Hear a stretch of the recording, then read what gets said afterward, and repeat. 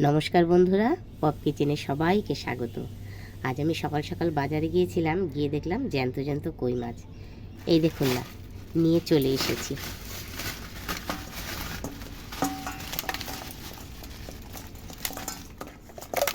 তাহলে চলুন, মাছগুলো এত জ্যান্ত, একেবারে সুস্থ সবল, দেখে মনে হচ্ছে ছটফট ছটফট করছে, সুস্থ থাকতেই পারছে না।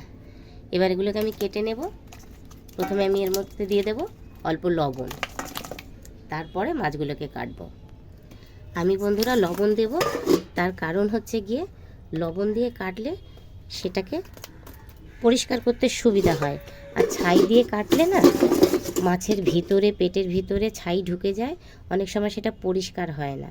আর ওইটা খাওয়ার সময় যদি দাঁতে পড়ে ভীষণ অসুবিধা হয়। তাই আমি প্রথমে লবণ দিয়ে মাছগুলোকে মেরে নিচ্ছি, তারপরে মাছগুলোকে কেটে ধুয়ে পরিষ্কার করব। এই দেখুন, মাছগুলো প্রায় কাত হয়ে গেছে।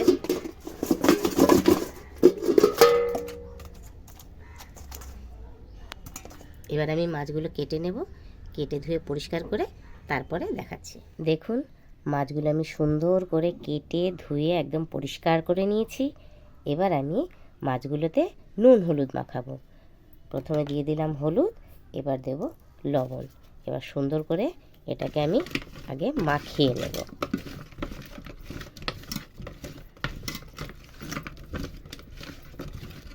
মাছগুলোতে ভালো করে নুন হলুদ মাখানো হয়ে গেছে। এবার আমি মাছগুলো ভেজে নেব। তার আগে চলুন আমি দেখাবো এই মাছের ঝোলটা কি দিয়ে করব। এই দেখুন, আমি আজকে নিয়ে নিয়েছি কাঁচকলা, পেঁপে আর আলু। এই কাঁচকলা, আলু আর পেঁপে দিয়ে আমি করব আদা আর জিরে বাটা দিয়ে পাতলা কই মাছের ঝোল। তাহলে চলুন এবার সবজিগুলোকে ভালো করে কেটে ধুয়ে নেওয়া যাক। আমি কড়াই চাপিয়ে দিয়েছি, কড়াইয়ে দিয়ে দিয়েছি তেল। এই দেখুন বন্ধুরা, তেলও হয়ে গেছে গরম। তাহলে আমি এর মধ্যে এবার মাছগুলো দিয়ে দিচ্ছি।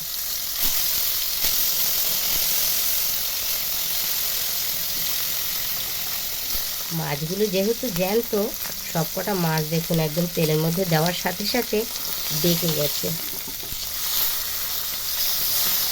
মাছগুলোকে উল্টে পাল্টে ভেজে নিচ্ছি।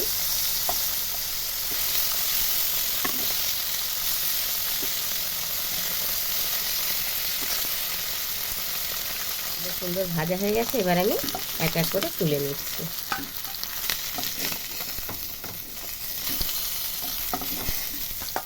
এই দেখুন, এবার আমি কাঁচকলা, পেঁপে আর আলুগুলোকে সুন্দর করে সাইজ মতন কেটে ধুয়ে নিয়েছি আর এখন জলে ভিজিয়ে রেখেছি। এবার সবজিগুলোকে আমি ভেজে নেব। কড়াই চাপিয়ে দিয়েছি, কড়াইতে আমি সর্ষের তেল দিয়ে দিয়েছি আর তেল হয়ে গেছে গরম।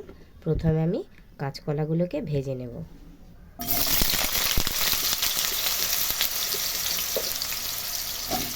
আমি এর মধ্যে দিয়ে দিচ্ছি অল্প পরিমাণে লবণ। এতে দিয়ে দিয়েছি আবার সামান্য একটু হলুদ। কলাগুলোকে একদম লাল লাল করে ভেজে তুলে নেব। কলাগুলো লাল লাল করে ভাজা হয়ে গেছে, এবার আমি এগুলো তুলে নেব সব। তেলেই আমি আলু আর পেঁপেটাকে ভেজে নেব।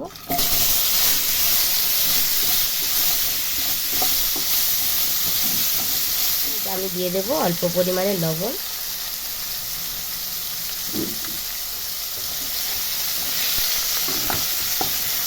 পেঁপে আর আলুগুলো সুন্দর ভাজা হয়ে গেছে, এবার আমি এগুলোকে তুলে নেব। এই দেখুন বন্ধুরা, আমি নিয়ে নিয়েছি জিরে, তার সঙ্গে নিয়ে নিয়েছি অল্প আদা আর দিয়ে দিচ্ছি কাঁচা লঙ্কা। এগুলোকে সব আমি একসাথে বেটে নেব।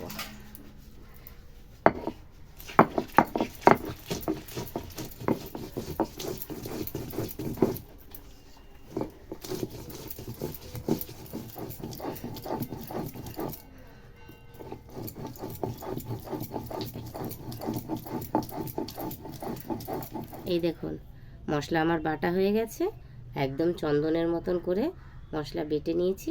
এবার তাহলে রান্নার কাছে যাই। কড়াই আমি চাপিয়ে দিয়েছি, কড়াই দিয়ে দিয়েছি সর্ষের তেল। তেল গরম হয়ে গেছে, এর মধ্যে দিয়ে দেব সাদা জিরে সোমবার। তার মধ্যে দিয়ে দেবো একটা তেজপাতাকে ছিঁড়ে। এর মধ্যেই আমি দিয়ে দেব বেটে রাখা মশলাটা।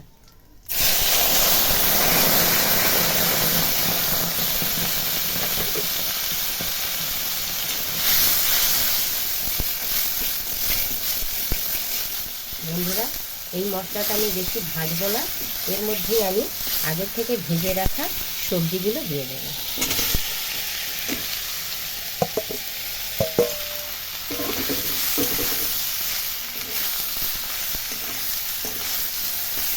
এর মধ্যে দিয়ে দিচ্ছি আমি এই যে মশলা ধোয়া জলটা, আমি এর মধ্যে দিয়ে দিচ্ছি নুন আর হলুদ।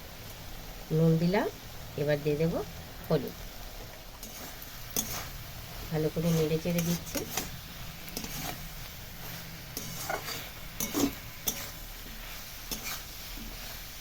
আমি মশলাটাকে কম কষিয়েছি, তার কারণ সবজি দিয়ে একটুখানি কষাবো বলে আমি মশলাটা কম কষিয়েছিলাম।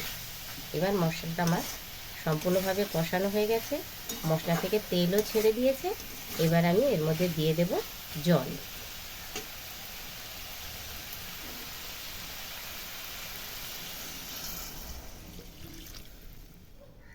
একটু ভালো করে নেড়ে চেড়ে দিয়ে এবার আমি এটাকে ঢাকা দিয়ে দেব। ঝোলটা সুন্দর করে ফুটে গেছে, এবার আমি ভাজা মাছগুলো এর ভেতরে দিয়ে দেব।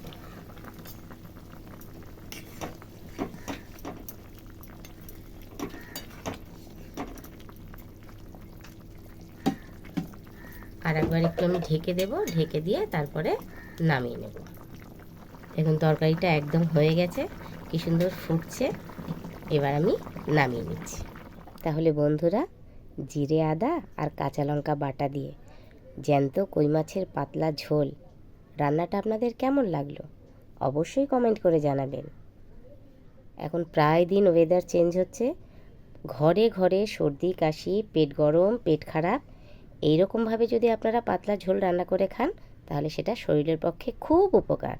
আমার রান্নাটা যদি আপনাদের ভালো লাগে তাহলে লাইক শেয়ার তো করবেনই, আর সাবস্ক্রাইব করতে একটুও ভুলবেন না।